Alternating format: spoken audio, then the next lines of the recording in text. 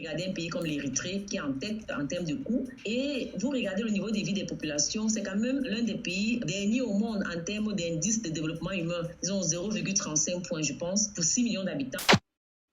228 € au Tchad, 167 € au Cameroun, 164 € au Congo, 123 € au Burundi, 90 € au Madagascar et ainsi de suite. Non, ce ne sont pas les montants des aides sociales que l'on donne dans ces différents pays, mais c'est plutôt le prix des passeports dans ces pays-là. Vous avez dû certainement remarquer que les passeports africains coûtent très cher alors qu'ils ne sont pas spécialement puissants. Pourquoi donc?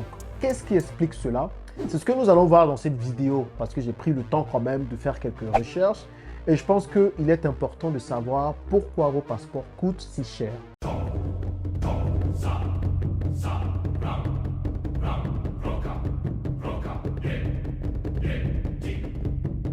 Et si vous êtes là pour la première fois, je m'appelle Jean-Yves Radbeau, je suis multi-investisseur en Afrique principalement, en France et également à Dubaï.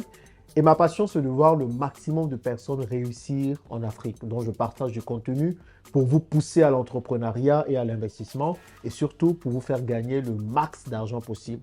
Si ce sont des thématiques qui vous intéressent, n'hésitez surtout pas à vous abonner en cliquant sur le petit bouton rouge s'abonner juste en bas et surtout activer la cloche de notification. Cela vous permettra de ne rater aucune vidéo que je publie ici très régulièrement. Sachez que je vais très bientôt fermer les portes du Club Business. Le Club Business, c'est tout simplement un club dans lequel on unit nos forces pour pouvoir investir ensemble. Donc, il y a déjà une bonne partie de personnes qui font partie de ce club-là. Nous avons déjà commencé à investir dans un projet, ensuite un deuxième qui viendra.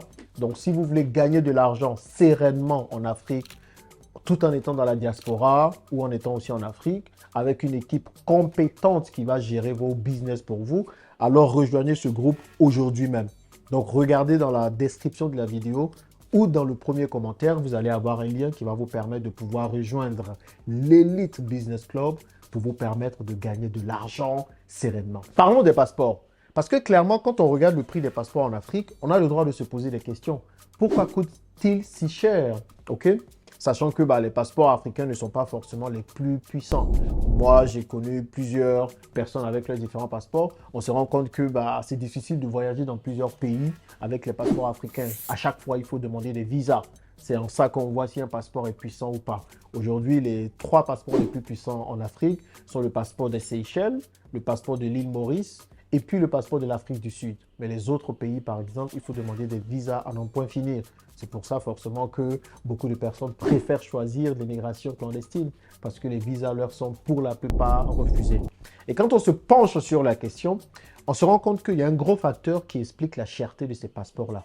Tout simplement parce que la plupart des pays africains n'ont pas les infrastructures nécessaires pour pouvoir fabriquer des passeports biométriques, des passeports qui permettent d'avoir plein d'informations du détenteur du passeport sur une petite puce qui se trouve sur le passeport. Okay? Pour la plupart de vos passeports, vous avez une puce là sur la couverture.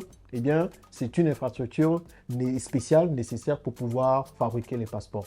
Et donc, que font les pays africains? Ils font appel forcément à des entreprises étrangères. Pour la plupart des entreprises françaises, avec Thales principalement et Idemia, ou des entreprises belges avec Zemlex ou Zetex, ou des entreprises allemandes avec Veridos et d'autres entreprises. Donc, qui dit appel d'entreprises étrangères dit bien sûr montée des coûts. Si vous prenez par exemple le Congo, où le passeport coûte environ 164 €, vous vous rendez compte que pour toute personne qui débourse 164 € pour la fabrication d'un passeport, il n'y a que 58 € qui vont dans les caisses de l'État. 58 €. Donc, vous vous rendez compte que forcément, tout ça, ça ne profite absolument pas à la population, mais ça profite aux entreprises étrangères. Donc, on se pose la question de savoir pourquoi les pays africains ne peuvent pas avoir toutes les infrastructures nécessaires pour pouvoir fabriquer eux-mêmes leurs passeports. Parce qu'encore une fois, dans les passeports, qu'est-ce qui se passe? Ce sont des données personnelles qui sont échangées. Et laisser d'autres entreprises détenir ces informations, manipuler ces informations, c'est tout simplement perdre une partie de sa souveraineté. Parce que parler de souveraineté, c'est bien. Mais parler de souveraineté, c'est aussi pouvoir fabriquer ses propres documents d'identité. Et vous vous rendez compte que parfois, pour des CNI, des cartes nationales d'identité, nous devrons faire appel à d'autres entreprises. Qu'est-ce que vous pensez que ces entreprises font avec ces données? mais elles nous épient. Elles savent un peu qui est qui sur le territoire africain. Elles peuvent savoir il y a combien de personnes actives, il y a combien de personnes au chômage, quelles sont les personnes valides, quelles sont les personnes non valides et plein d'autres choses. Cela permet à ces entreprises de nous connaître. Et plus elles nous connaissent, plus elles peuvent nous manipuler. Voici le drame du passeport. Aux États africains, de pouvoir prendre leurs responsabilités et de pouvoir surtout assurer l'autonomie de leurs différents territoires. Est-ce que vous pensez un seul instant que les États-Unis puissent donner la fabrication des papiers d'identité à d'autres pays, à des entreprises étrangères? Absolument pas. Absolument pas. Et le problème avec ça, c'est que la fabrication des passeports par plusieurs pays étrangers ont créé plusieurs scandales sur le continent africain. Et le dernier scandale en vue, dont j'ai parlé ici sur ma chaîne, c'est l'histoire de Jean-Yves Le Drian, l'ancien ministre des Affaires étrangères, qui s'est fait convoquer au Mali parce que le marché de fabrication des passeports au Mali a été donné à une entreprise française qui, tenez-vous bien, est gérée par le fils de Jean-Yves Le Drian. La justice malienne a convoqué le ministre français des Affaires étrangères, Jean-Yves Le Drian, dans le cadre d'une enquête portant sur une atteinte aux biens publics et autres infractions. Selon une source judiciaire, l'enquête fait suite à une plainte de l'organisme Malico de la société civile relative à une attribution de marché de fabrication de passeports maliens à une société française datant de 2015 à laquelle le fils du ministre serait lié.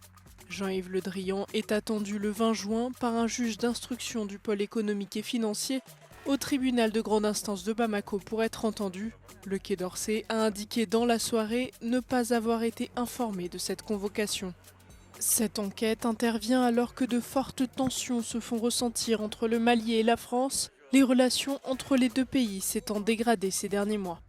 Donc vous voyez un peu tout ça. Donc il y a plein de magouilles qui se font et malheureusement qui ne sont pas au profit des Africains eux-mêmes. Moralité de l'histoire, à chaque fois que vous allez prendre un passeport dans vos différents pays, sachez que c'est de l'argent que vous donnez à d'autres personnes, à des entreprises étrangères. Donc faites attention à ne pas perdre vos passeports, à ne pas devoir les refaire, à n'en point finir, parce que forcément, c'est d'autres entreprises que vous allez enrichir. Ok? Et l'autre question que nous devons nous poser, c'est est-ce qu'il y a une volonté de nos États de ne pas donner le passeport à plusieurs personnes, d'éviter que plusieurs puissent sortir du pays? Il y a cette question-là qui était revenue très souvent. Qu'est-ce que vous en pensez? Dites-le moi dans les commentaires. Et comme quelqu'un le disait, si on donne passeport à tous les Africains, l'Afrique va se vider du jour au lendemain. C'est peut-être aussi bon que plusieurs n'aient pas accès au passeport. Pensez-vous cela? Dites-le moi dans les commentaires. Bon voilà, je voulais rapidement faire cette vidéo pour vous éclairer un peu sur ce sujet. Et n'hésitez pas à me dire ce que vous en pensez dans les commentaires. À plus les amis.